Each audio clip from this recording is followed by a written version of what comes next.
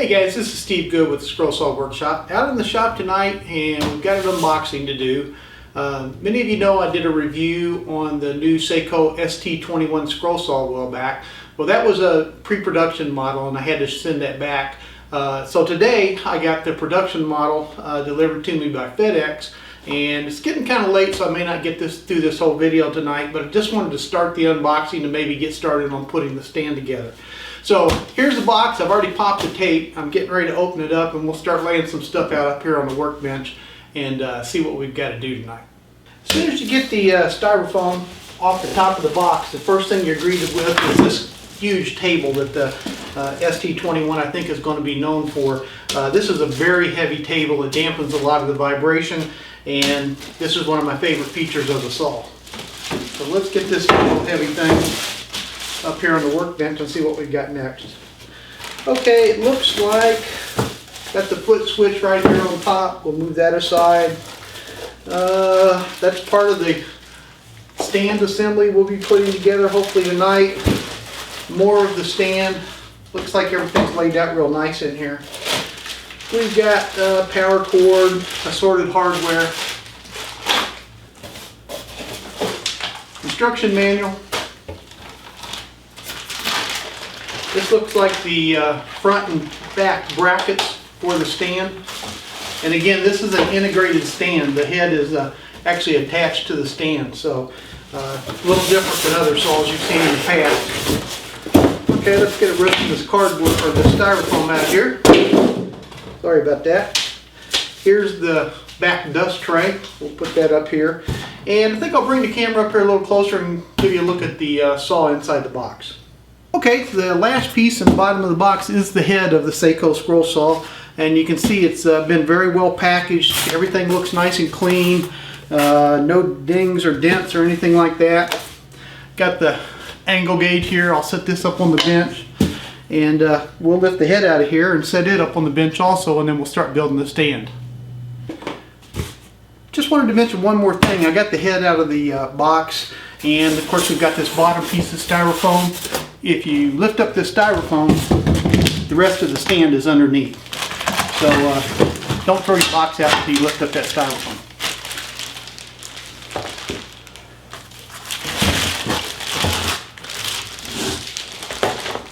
Okay, let's get all this stuff out of the way and move up to the workbench. As you can see, I've got everything laid out here on the workbench now. I've got all the stand pieces laying out here. I've got the hardware over here. I will give you one caution. I went looking for the machinist square that comes with it, and it was tucked in a little cubby in the styrofoam. So as you take all those pieces of styrofoam out, flip them over upside down and make sure you get all the pieces out of it, because I did overlook that. The first thing you need to do when you get this is on page, I guess it's page 5, is that right? Yeah, on page 5, there's actually a diagram of all the parts you should have gotten in the box. Make sure you go through, double check all the parts. That's always the first thing you should do. Now, typically I'm not much of an instruction guy. I've put dozens of scroll saw stands together before, and I usually just jump right in. But in this case, to kind of review the instructions and everything, I'm going to go ahead and follow the instructions, and we'll just see how they work out. So I'm going to take an inventory here, and then I'll be right back with you. I've got the first step of putting the stand together completed. Just a couple of notes right off the top. These leg extenders, most people will put the two rear legs a little higher than the back legs or than the front legs, so the scroll saw tilts forward a little bit. I have intentionally put the bolts that hold these leg extenders on in the same location on every leg. And what I'll do is, if I can't get it quite like I want it, when I get there, is I'll change them. It's pretty easy to tilt this all up and take these two bolts out and move it. So I'm going to put them all in the same location for right now. And another thing is, I want to zoom in here and show you something that you need to watch out for. These are the bolts and washers and nuts that are in the hardware package, and you'll see we have two different size nuts. I think it's a 1/2 inch and a 3/4. To assemble the stand, at least these height adjusters, you use the shorter 1/2 inch, and there's two different nuts. There's I guess this is a locking nut and then just a regular flat nut, and you want to use the flat nut on the stand, at least to the part we are right now. And I think that's it for this step. We'll move on to the next step. In case I forgot to say this, I can't remember if I told you this already or not. Each of these leg assemblies have a straight cut edge and a bevel cut end. And you want to put the leg extenders on the straight cut end. And on the other end, you probably won't be able to see this very well, but this is actually cut at an angle on this end. So when you put all the leg extenders on, make sure you put them on the end that's cut straight. The other thing that I can't remember if I told you or not is don't tighten down any of this hardware. You'll tighten everything down once you get the assembly a little farther together. We have to level this thing when we get it done, so we don't want it tight and have to loosen everything while we do it. You could probably tighten the leg extenders. That's not going to make any difference, but in general I just leave everything loose. I've got my 4 leg assemblies laying here, and I want to point out something to you that might be a little confusing if you don't pay attention. These leg assemblies are not all the same. There's 2 of them that are designated as D, and there's 2 of them that are designated as E. Now I have these legs laid out here on the table in the proper orientation to the way they go apart. So you're going to use a D and an E and a D and an E together. And the reason for that is because the front braces and the back braces that go across these have bolt holes in them. So when you lay these out, there should be 2 bolt holes here. And again, this is hard to see, I know, but this is this piece laying down on its end. And if you look back here, you can see my leg extenders are laying down, and this will be the bottom of the saw down towards me. So if I were to confuse these and put them like this, then you can see I've got a bolt hole here for the front cross member, but I don't have a bolt hole here for it. So this one has to go like this and over here, and this one has to go like this and over here. So lay these out just like I'm doing right here, with them splayed out like they will be on the stand. Of course, I've got them closer together, and make sure you've got 2 holes laying down on your table and 2 holes laying down on your table, and that'll have your orientation correct. It's time now to take 2 of these leg assemblies and attach them together with our lower cross member. Now when you pull these out of the plastic bags they're in, you'll see that you've got 2 shorter cross members and 2 longer cross members for a total of 4. And to span the 2 legs across the front of the saw, we're going to use these shorter ones. The longer ones span the leg assemblies from the front to the back of the machine. So we can set the longer ones aside for right now. I've loosely got the lower cross piece attached. Now we have to decide whether this is going to be the front leg set or the back leg set, and that will be determined by which of the top cross members we put on. This one, the flat one, is the back, and this one with a curved cutout in it is for our tilting mechanism, and that's the front, and it goes down like that. So I'm going to attach that across the top of the legs, and we'll move to the next step. Let me correct an error I just made on this upper assembly. It actually goes down like this. First time I laid it down was like this, but the correct orientation is like this. So the flat piece goes down on the table. Okay, there's the completed front leg assembly. We can set it aside, and we'll do the same thing with the back leg assembly. Again, all these nuts and bolts are just finger tight. We'll tighten them up later. So this is your front assembly. Let's start on the back assembly. Got everything laid out here now for the back assembly, and we'll go ahead and put it together. Again, we're going to use the shorter cross member, and let's take the bolts, put them in the holes for the lower cross member, washer on each one. Whoops, just about put the cross member on. Put the cross member on, washer on each one, put the nut on. There's our lower cross member. Now on this one on the top, this is a little bit confusing to me, but I think I understand it. When you see these upper cross members, this piece right here is bent at a small angle, and I'm pretty sure it has to match the one in the front, both of them moving in the same direction. So when I lay this down, this piece that's bent is coming up towards me. So if we have to change it when I get to put the rest of it together, we may have to take it back apart. But after studying it for a few minutes, I'm pretty sure it goes with that angle tilted towards the front of the stand. And also on these upper cross members, you need the longer 3/4 inch bolts to put those together. And I found the easiest way to do that is just slide the leg assembly off the edge of the workbench here a little bit. And that way I can get the bolt started up from the bottom, or what would be the back of the machine.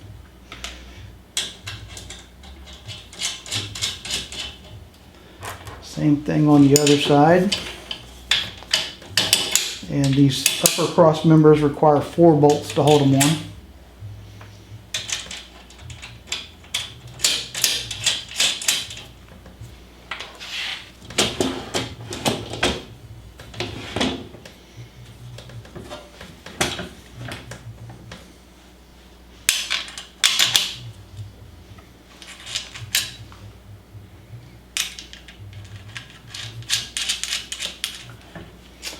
And one more.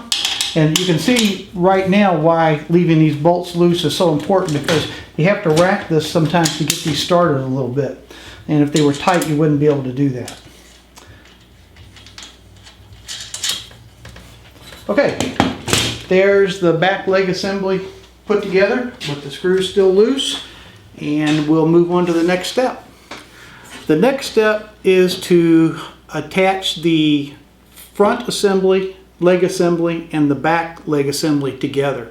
And I'm going to start out by using the longer of the cross pieces here, and I'm going to install that on one of the leg assemblies. Then I'll probably lay this up to where this is on the bottom and attach this same assembly to the other leg assembly, and then see if it'll hold it together well enough that we can put the front on. So let's give that a shot. If that doesn't work, we'll back up and try a different method, but I think that'll work. It's kind of the way I've done these types of assemblies before, so we may have to get this nut just a little bit tighter than normal. Okay, so there's the assembly that's going to attach to the there's the cross member that's going to attach to the other leg assembly. And what I think I'm going to try to do, whether this works or not, we'll find out, is I'm going to try to set this up like this, grab the other leg assembly, hold it up, and attach it to this one. Let's see if we can do that. Here's our already assembled front leg assembly. I'm going to set it up here and see if I can manage to get this bolt up through here without dropping everything. I'm going to kind of slide the leg assembly off the edge of the table so I can get access to the hole for the bolt, washer, and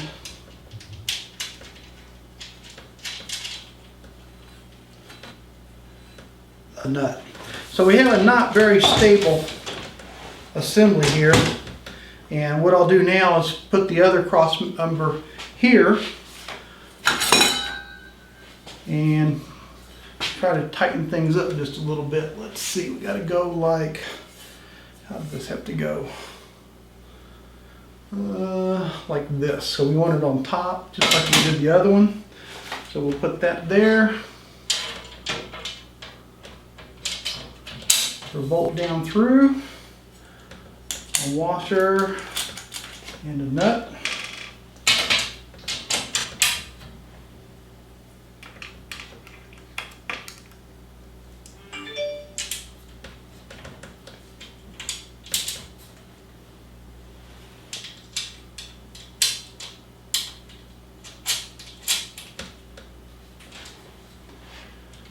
There's one side in, another bolt, another washer, get the flat nut, and see if we can get this one to go through.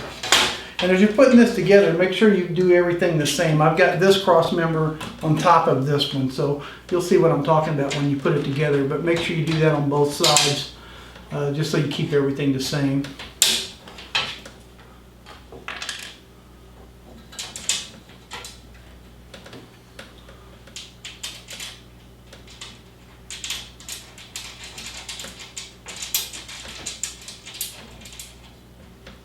Okay, there's our two leg assemblies attached together by the lower rungs, and now the next step is to put the upper arms across the top. And I'll stop the camera here just a second and get a good look at how these go on, and we'll be right back. I want to point out a mistake I made a few minutes ago that I've had to correct. No big deal, but I did have to take this back swing, what do they call this? The back swing mounting plate, which is this piece right here. We talked earlier about how the top of this flange is bent a little bit, and I put both of them angling towards the front of the saw, and I found out as I read a little bit farther ahead, here on the bottom of page 7, there's a note that actually shows arrows that show how these flanges are supposed to go, and they actually go in opposite directions of each other. So I have removed the back swing plate, flipped it over and put it back on, and now I'm ready to move on to the top support. I just attached these upper members to the leg assembly. They call these the table mounting angles, and there's two of them obviously. And this is the front of the stand right here, and if you see these angle mounts, whatever you want to call them, table mounts, they extend past the front of the stand. So this is the back of the stand right here. The first hole attaches right there up through here. The next step is to put the leveling feet on the bottom, and then we pretty well have the stand assembled. Then we just have to adjust it. So I'm going to put the leveling feet on, and we'll go after that. Here's the bottom of the stand. Here's our leveling foot. It'll come with 2 nuts on it. I'm going to go ahead and spin the first nut all the way up against the foot.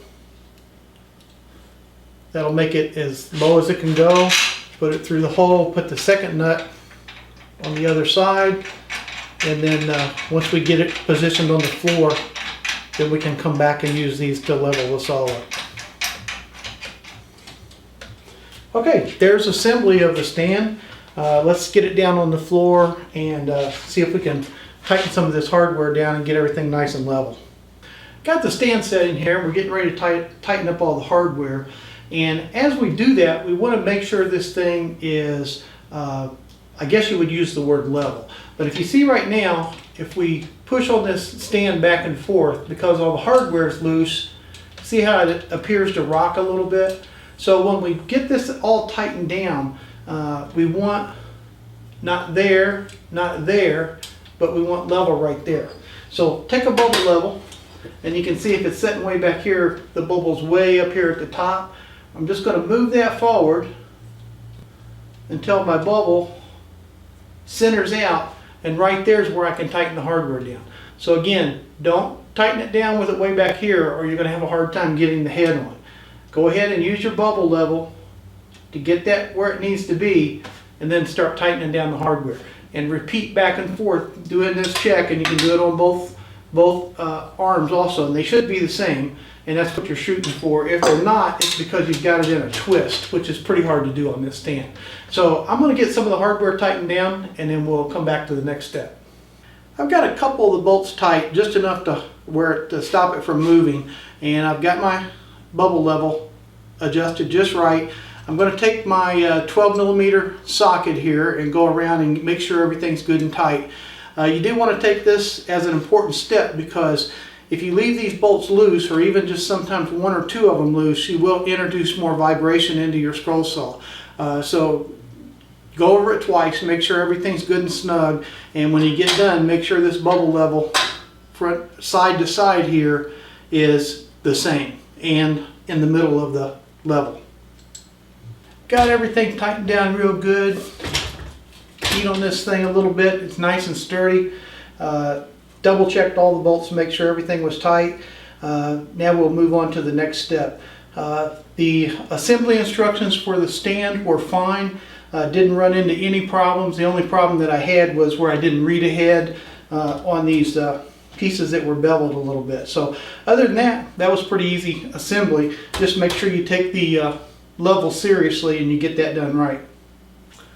You're looking at the back of the stand. I've taken a cloth and draped over this upper piece right here to protect the bottom of the head of the saw. Here's the head of the saw. It comes as all one piece. I've got the blade out of it. It does come shipped with a blade, shipped with a blade installed.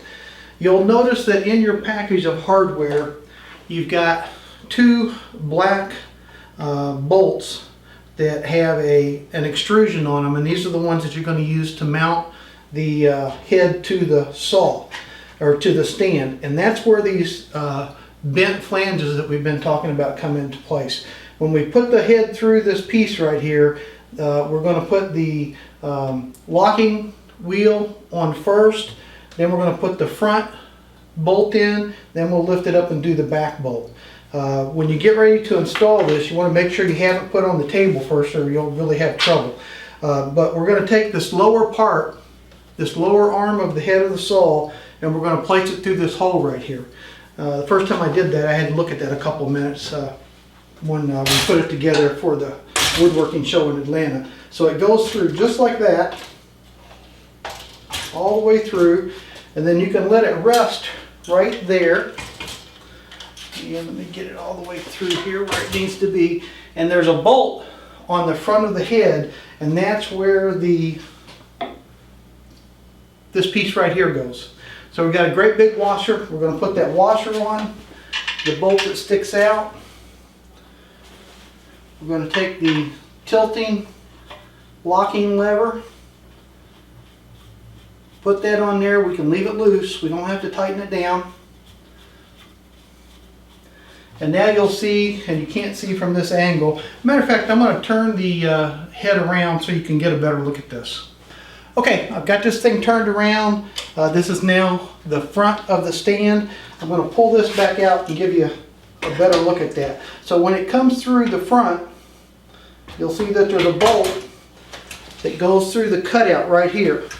And I'll zoom in on that real close here. So as we bring the head of the saw through, you can see this bolt comes through your cutout right here for your tilt mechanism. So get it lined up, put your washer on, then our tilt locking handle, and again just thread it on up in there, but we don't need to get it tight because we've still got to move this a little bit to get this bolt up through here. And let me find what I did with the bolts. Here they are. And we're going to take this first bolt. It's going to go through the front and into the hole in the head of the saw. Now this is where I find this a little bit difficult because you do have to hold this up while you're making all this work, and it's actually a little bit of a challenge. It'd probably be easier to actually put something to hold the rear of this saw up. So I'm going to stop the video here, think this through, and find the easiest way to do it. Okay, I got this head on here, and to say it's easy would be stretching it just a little bit. It's not really that hard once I figured out what I needed to do, but let's go back and talk about the front and back tilting assembly plates, whatever you want to call them, and that little bin that we've been talking about through the video, and what that's for. The legs are obviously all splayed in both directions. So the reason that these flanges are bent is because that makes this plate also tilted at a little bit of an angle towards themselves. So they bent these flanges just a little bit so that when you get everything put together, they're pointing straight up and down, so you can put this bolt in here and this bolt in here. So when I went through the process of putting the stand together, and I used my bubble level to get this level, and I went to try to put the head on, I couldn't get these bolts in here. They were too far apart. So it became pretty obvious pretty quickly that I was going to have to loosen the bolts back up on the stand and move this back and forth until these two bent flanges were actually pointing straight up and down. And that did not end up being at exactly the same place where my bubble level was level. But again, what we're shooting for, now that I see how it works, is we're shooting for these to be pointing straight up and down so that the gap between the front one and the back one is equal to the gap of where the head attaches to it. If it's tilted too far forward, then you can't get the head, the bolts in the head to line up and go in the hole. So all I did was loosen those. I actually loosened 4 of the bolts up, just enough to where I could, you know, pivot the stand back and forth a little bit, and I just moved it until I saw that these were pretty well sticking straight up and down, and also with the head in there I could tell that I was getting closer. So I moved it back and forth. I went ahead and put the front bolt in, and then lifted it up and got the back bolt in, and it was easy after that. But I did have to move it, and then now I've tightened all the bolts back down again. So my suggestion would be, and I'll talk to Ray about this to see if maybe I went off base for it somewhere, but my suggestion would be the bubble level, you really don't need. What you need is to get these things to where the gap between the two allows you to put the head in. So I would leave these 4 bolts, the side bolts on the front and back leg assembly, loose when I put this head up here. I just have them finger tight, and then move this back and forth until I could get those bolts in, and then tighten it down. Because we don't really care about, we're not talking about level of the stand to the floor. That's not what we're dealing with right now. We're dealing with level as compared from the stand to the head. And you can't have these 2 flanges at an angle like this and still get the head on it. So leave those loose, push the head up in there, line it up, and then get the front bolt in, and then put the back bolt in, and I think you can get it done. These bolts do require a 10mm open-end wrench to get in there to get them tight. You really don't have a lot of room to get in there. When you get ready to tighten it up, you're constantly having to go back and forth from side to side, and also tilt the head a little bit to get them, you know, to be where you want them to be. And that was a little bit of a challenge. I got down to the very last, you know, thread. I actually used these pliers to reach in there and grab it and gently tighten it on up. So that was a little bit of a challenge, and I knew it would be because when we took the machine to the Atlanta Woodworking Show, we did do some assembly. The stand was already put together when I got there, but the head wasn't on it. So I knew that was going to be a little bit of a challenge, and something I wanted to work on a little bit to see if I could come up with some tips to make it easier. And it was a challenge. So when you get to that point, just pay attention to some of those tips I just gave you, and I think you'll be okay. Okay, next step I think is to put the table on and get it squared up. I put the table on top of the stand. There's 6 bolts included that use an Allen head, and the Allen wrench that was in the pack, I'm not sure if it was intended for these, but it doesn't fit. I don't know what that was for. But anyway, it does take a 4mm Allen, which I got out. You don't want to tighten these down yet, but you put in all 6 of them. And then you've got your magnetic table protector that we're going to slide up here, and basically all I'm going to do is line up the protector with the hole to start out with.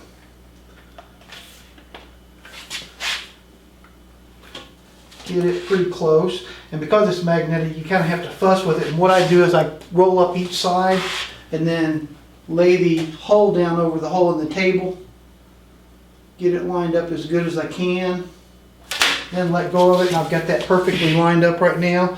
And now what we want to do, because this has this target on it that helps top feeders line up the blade, we want to put a blade in it, and we want to line the table, which I've left loose so we can still slide this table around. We want to line it up so that the blade goes through right where all these crosshairs cross. So I'll put a blade in it and we'll see if we can get it lined up. I've got the blade in it, and of course the blade's going down to the lower clamp, and we've got these crosshairs right here. And what I want to do now is just gently nudge the table until I get this blade right in the middle of those crosshairs and in the middle of the hole in the table. So that's good front to back. I need to go a little bit to the right and just a little bit past, right there. So now we've got the blade perfectly lined up with the crosshairs, and what I'll do is just roll back this corner, take my 4mm, put it in there. Of course I'll have to put an open end or something on the other side to tighten this down, and I'll do that with all 6 bolts. Okay, next step is we're going to install the digital angle gauge, and it just simply sits in this little cutout right here. And to set it up the first time, the first thing we need to do is get the blade adjusted to the table, so we've got a 90-degree angle between the table and the blade. The machine does come with a really nice little machinist square, and that's what we're going to use to set up the table tilt to 90 degrees. And you can see we're pretty far off, so we just reach down underneath the table and adjust it until we are right at 90 degrees. Just a tip right there, and we can tighten the table down. Now when we turn the digital angle gauge on, we can hit 0. Now we're setting at 0 degrees, and if we tilt the table, we can go to whatever angle we want to go to. Again, this digital angle gauge reacts a little bit slow, so when you go to tilt your table using this gauge, do it in small amounts and give the gauge time to readjust. And I talk about that in the review I did of this scroll saw earlier. So we've got the table set up now, and we've got the blade 90 degrees to the table, and we got a couple little other accessories to put on, and then we'll just about have this licked. Last step I'm going to do tonight is I'm going to put this dust tray back here in the back. There's a fairly large gap between the back of the head and the table, and you just simply place this dust tray. It's a magnetic mount, so you just set it on there just like that. And let's see, we've got a couple other accessories here. We've got these positive stops that go down on the tilt mechanism, but I'm not going to put those on there tonight. Of course, we got to put the power cord in and plug it in, and I think we'll do that, and then we'll call it quits for tonight. Still got a little bit to do, nothing major. Probably come back tomorrow and maybe film just a few more minutes here to complete it. But I think I'll go ahead and call this a wrap for tonight. We've got everything all assembled and adjusted, and we still have a couple little things to do. I'm not sure if the travel of the blade is exactly what I want. May have to do some adjusting there. But other than that, I'm pretty close to ready. I do have this a little lower than I normally set my scroll saws up, and I kind of thought that might be the case, but I just wanted to try it at this height first before I made up my mind. But I think sometime tomorrow I will go back in and raise it up one more notch. So with that, I'll cut a little piece of wood here for you, and we'll see you tomorrow. I'm Steve Good. Thanks for being here with me at the Scroll Saw Workshop.